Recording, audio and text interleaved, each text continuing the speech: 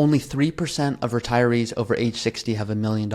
That blew my mind. Now, many of you listening to this podcast, watching on YouTube, you're like, well, I'm going to have that, or I already have that, or well in excess of that. Does this apply to me?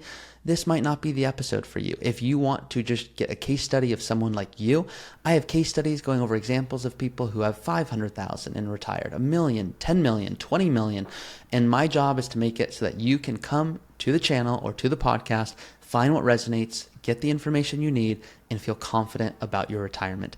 Today's episode might just be more entertaining. So if you resonate with my style, hopefully you do, I encourage you to subscribe. If you're listening to the podcast app, well, there's no subscribe button, but you can just listen or send me an email and say you appreciate the work. So appreciate all of you who do tune in.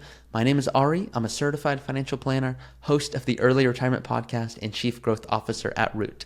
This study blew my mind, guys. Okay, I looked it up because someone commented on a recent YouTube video of mine and said, hey, very nice of you to make videos for people who have $20 million. I have $2 million. And did you even know only 3% of people over age 60 have $1 million? And I thought, there's no way. 3%? That's insane. I mean, clearly I'm just in a bubble and I'm talking to such a small part of the population. Now, I will say a lot of my content is directed towards those that have $1, $2, $5, $10 million, not because I'm trying to be mean or exclude others. That's where I can help. I don't want to make videos on best new credit cards and how to get out of debt. That's not my specialty. I do tax planning. I do estate planning. I do withdrawal strategy. That's what lights me up. So you're never going to see me doing travel hacking or things like that, which is not bad. There's value to that stuff. It's just not what I do.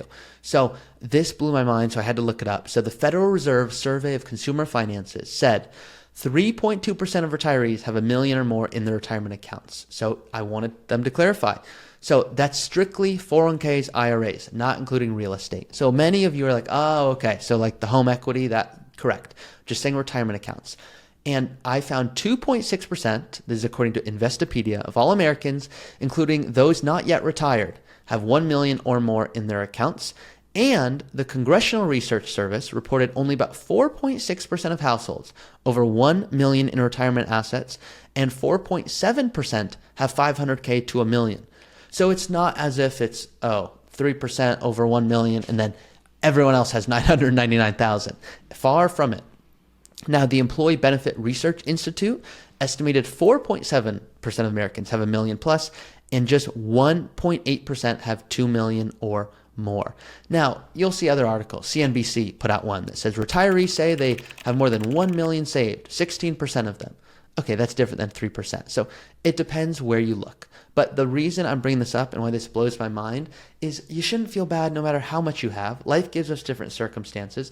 I had one lady, and many of you have heard this story, but if you have not, it's literally the story that to me is the most powerful that I've told, who said she was so upset that she had $3 million. I said, listen, lady, I don't want to be mean here. There's people that would love to have $3 million. So why are you upset? She said, I didn't need $3 million. I only needed $2 million.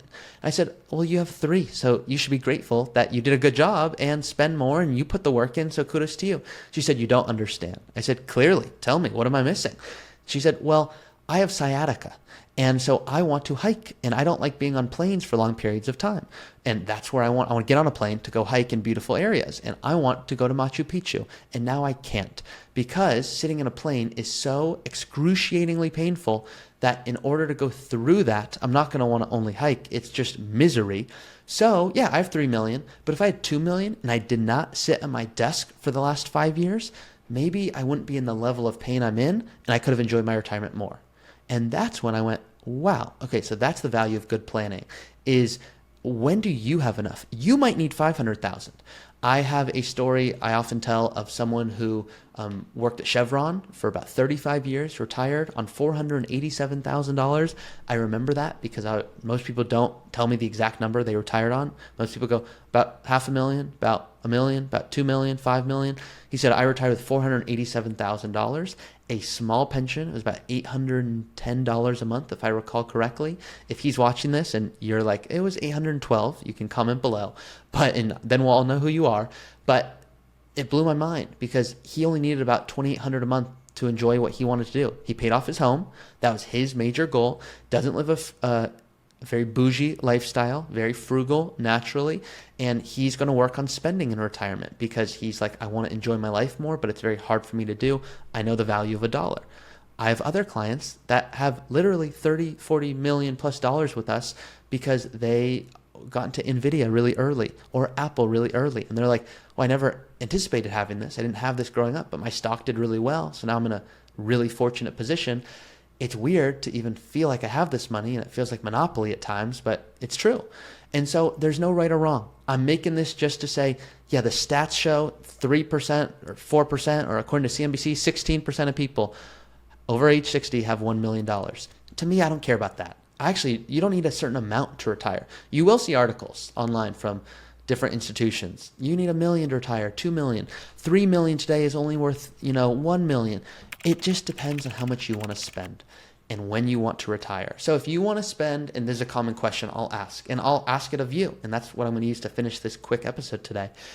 Would you rather, just let me know in the comments on YouTube, or if you're listening on the podcast app, you can go to my website, earlyretirementpodcast.com, submit a question, or email me, ari@rootfinancial.com.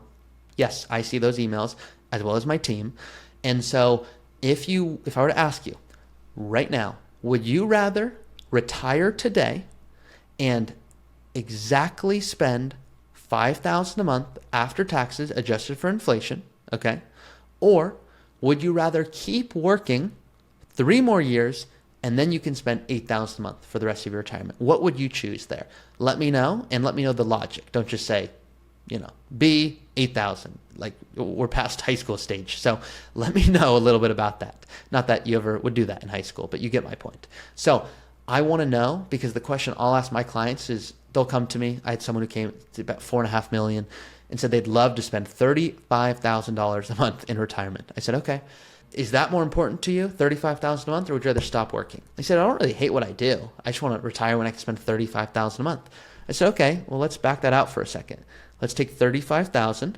Let's say you want that every month, right? They go, yep. I go, multiply that by 12. That's $420,000 a year. We're going to take a conservative 5%, meaning if you want $420,000 every single year, you need about $8.4 million. And he's like, well, I don't have that. I said, okay, well, you have an option. You can spend less. You can spend 20 or 10,000, or you can say, I'm just going to work longer and take advantage of compound interest till you get to that point. Or you could do a mix. You could say, I'm going to spend a little bit while I'm working part-time and then shift. You might go, well, part-time's not even an option for me. Now, this example is, obviously not one that applies to all of you, but I could do the same logic where I take, for example, if you want to spend, let's say, $3,000 a month, times that by 12, that's $36,000 a year. We're going to divide that by 5% for a withdrawal rate. And, if that's what would give you a happy life, then that's what you would focus on. So pretend right now you're like, I spend $3,000 to $4,000 a month. My home's paid off. I live a simple life. I'm happy. Well, great. If you have $1 million, I would start looking into retirement. And you might be like, really? Because this article says I need $3 million. That article doesn't know you. Now, it totally depends. How much do you want to give to your kids? Do you want to pay for, their homes? Do you want to give them down payments? What about healthcare? What about insurance? What about estate planning goals? What about tax planning? So there's so much that you need to go through, which is called our Sequoia process, where we start with a kickoff call to know you. Then we show you how much income you can create. Then we show you, here's how the investments create that income. Then we show you the tax liability, which is often someone's biggest expense in retirement. Then we show you the protection, the security to bulletproof your plan. So that's what we do. That's like the first month working with us. If you're interested in working with Root, this is what we love to do. If you want to use the software that I talk about in my videos, you can get access to that in the description of this episode, and I'll see you guys next time. Thanks, guys.